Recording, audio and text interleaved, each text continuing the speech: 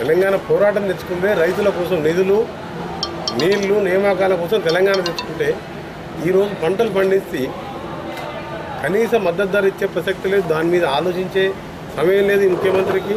తప్పకుండా వచ్చే ఎన్నికల్లో కాంగ్రెస్ పార్టీ గెలిచే విధంగా మా వంతు ప్రయత్నమే కాదు, గ్యారంటీ గెలుస్తుంది కూడా. ఎందుకంటే ప్రజలు అందరూ చూసినా ఏ నోటు చూసినా అదే అంటుంది.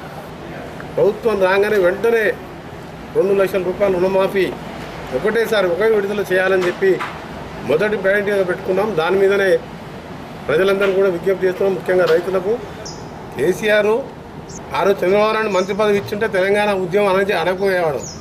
నేను 3 ఏళ్ల మంత్రి పదవిని కూడా తెలంగాణ ఆలస్యం అవుతుంది, సోనియా గాంధీ వెనకపోతుందని చెప్పి పార్టీ మీద ఒత్తిడి తేవాలని రాజీనామా చేసిన వ్యక్తి. ఏంటండి వీడియో నచ్చిందా?